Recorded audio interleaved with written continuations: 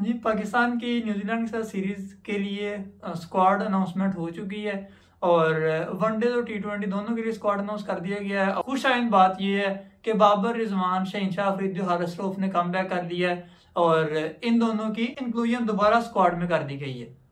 लेकिन उसके साथ साथ एक अच्छा स्क्वाड जो यंगस्टर्स थे जो अफगानिस्तान के खिलाफ जिन्होंने परफॉर्म किया, उनको चांस दोबारा दिया गया। अब वो दोबारा इस स्क्वाड का हिस्सा है। लेकिन एक प्रॉब्लम मुझे नजर आती है, वो ये है शान मसूद। शान मसूद को टी20 और वनडे दोनों में रखा गया है और प्रॉब्लम ये है कि टी20 में शान मसूद जब से टीम के साथ है, हर टूर कर रहा है, होम सीरीज है, वहां भी ये स्क्वाड का पार्ट होता है, लेकिन इसको खिलाया नहीं जाता। एक चेयर जो बेंच पे है वो परमानेंट शान मसूद के लिए रखी गई है, इसको कभी भी चांस नहीं दिया जाता। उसकी रीजन ये है कि ये ओपनिंग करता है और ओपनर बाबर और रिजवान है, उसके अलावा किसी के लिए कोई और चॉइस नहीं है।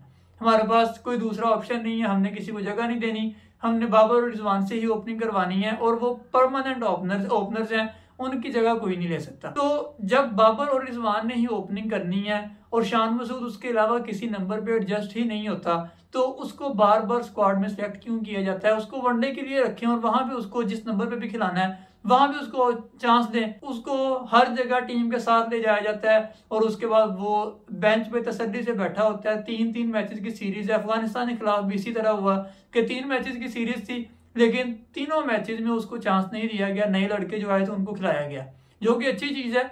लेकिन शान मसूद एक he is not youngster, he is a senior player.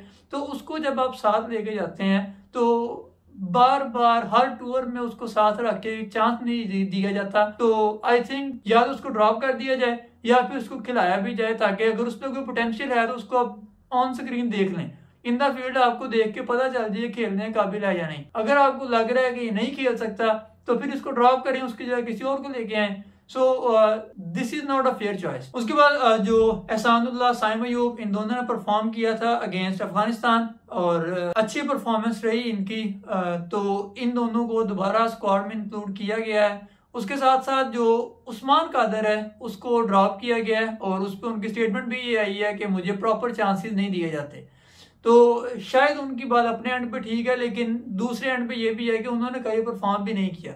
उनकी एक भी आउटस्टैंडिंग परफॉर्मेंस नहीं है जिसकी वजह से हम ये कहें कि ये मैच पाकिस्तान को उस्मान कादर ने जितवाया। तो इस तरह कोई परफॉर्मेंस नहीं है, ऑर्डिनरी परफॉर्मेंसेज हैं। और अगर 3 ओवर अच्छे गए हैं, चौथे ओवर में ऐसी हिटिंग होती है कि उनकी जो एवरेज है वो सेट हो जाती है। तो बहुत इकोनॉमिकल बॉलिंग परफॉर्मेंस नहीं दी इन्होंने अभी तक, जिस वजह से इनको कंसीडर जरूर किया जाता है लेकिन एट द एंड ड्रॉप कर दिया जाता है। अभी PSL गुजरा है, उसमें भी कोई बहुत अच्छे फिगर्स नहीं रहे इनके।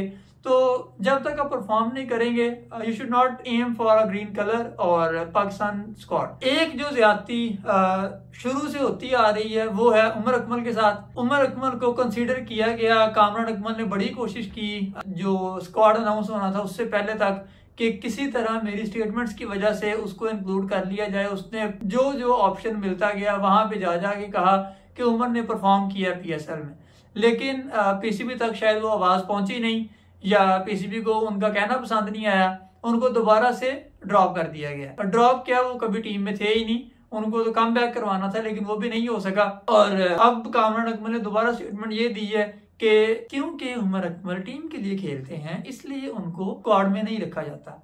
तो भाई जो ऑलरेडी टीम में है वो भी टीम के लिए ही खेलते हैं, वो कोई अपनी दाल रोटी नहीं लगाई उन्होंने जिसके लिए वो खेल रहे होते हैं, या उनकी अपनी एंडोर्समेंट नहीं चल रही है जिसके लिए वो खेल रहे हैं। वो भी टीम के लिए ही खेल रहे हैं और वो परफॉर्म कर रहे हैं, इसीलिए वो टीम का पार्ट है। उमर अकमल जब कोई एक्स्ट्रा ऑर्डिनरी परफॉर्मेंस देगा तो वो टीम का हिस्सा जरूर होगा। आल्दो उमर अकमल एक अच्छा प्लेयर रहा है, लेकिन फिटनेस के इश्यूज हमेशा जब प्लेयर के साथ आ जाते हैं तो वो परफॉर्म नहीं कर पाता। और फिटनेस से ही मुझे याद आया केन विलियमसन, जिन्होंने IPL के लिए पाकिस्तान की जो सीरीज है उसको छोड़ा था कि नहीं मैं IPL में जाऊंगा, मैं वहां से बहुत पैसे बनाऊंगा। उनके साथ ये हुआ है कि पहले ही मैच में इंजरी हो चुकी है और अब IPL तो छोड़ें, ICC क्रिकेट वर्ल्ड कप जो है वो उसको भी मिस करेंगे। तो जिन्हें पाकिस्तान में सताया उन्हें रक्षा ही चलाया।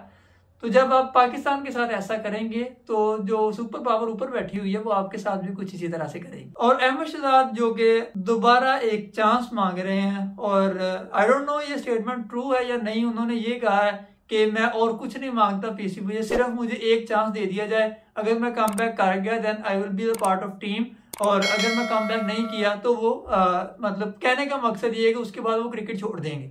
I don't know if it is true और नॉट, लेकिन अब उमर अकमल और अहमद शहजाद दोनों की आंखें पीसीबी पे हैं, क्योंकि जो पीसीबी की कमांड है वो चेंज हुई है, तो इनको लग रहा है कि शायद अब हमारी जगह बन जाए।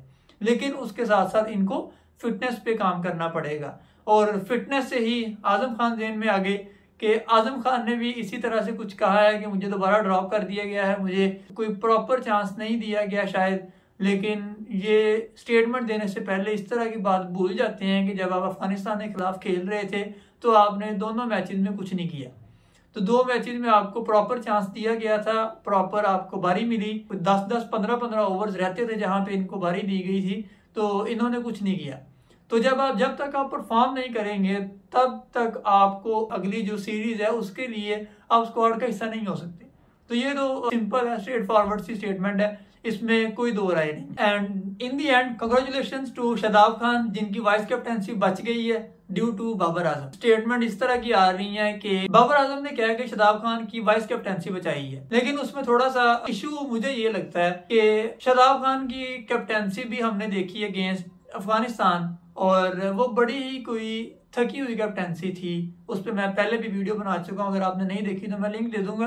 तो इस तरह की कैप्टनसी आई डोंट थिंक ये जो मॉडर्न क्रिकेट है यहाँ पे इम्प्लीमेंट होती है। तो you need an aggressive captain, जो कि कैप्टन के साथ वाइस कैप्टन, चले कैप्टन तो बाबर है उसको हम रिप्लेस नहीं कर रहे, लेकिन वाइस कैप्टन आपके पास अग्रेसिव होना चाहिए, जो कि एटलीस्ट इन द प्रेजेंस और एब्सेंस ऑफ कैप्टन वो एक डिसीजन मेकिंग पावर रखता हो, जो बोल्ड डिसीजन ले सके, जो कि मॉडर्न क्रिकेट की रिक्वायरमेंट है। समटाइम्स आपको इम्प्रोवाइज करना पड़ता है, आपको कहीं ना कहीं पार्ट टाइम को एक आधा ओवर इस तरह का निकलवाना पड़ता है जिसमें आपको हिटिंग के भी चांसेस होते हैं, विकेट के भी चांसेस होते हैं। तो जब तक आपके साथ कोई इस तरह का बंदा नहीं होगा जो कि इस तरह के बोल्ड डिसीजन ले सके, आपकी तब तक ग्रोथ रुकती है। तो बाबर ने शायद इसलिए इसकी वाइस कैप्टनसी को मेंटेन रखा है, क्योंकि जो सेकंड ऑप्शन था वो शायद इमाद था, जिसके साथ जो कि पिछली स्टेटमेंट्स आई हैं पीएसएल से पहले, उनके अकॉर्डिंग इमाद की बाबर के साथ नहीं बनती। इस वजह से शायद बाबर ने शादाब को ही वाइस कैप्टन रखा है। तो अब तक के लिए इतना ही। उम्मीद है आपको वीडियो पसंद आई होगी। अगर ऐसा है तो लाइक करें और सब्सक्राइब करना मत भूलें ताकि आने वाली वीडियोस आप तक पहुंचती रहें। सी यू, बाय।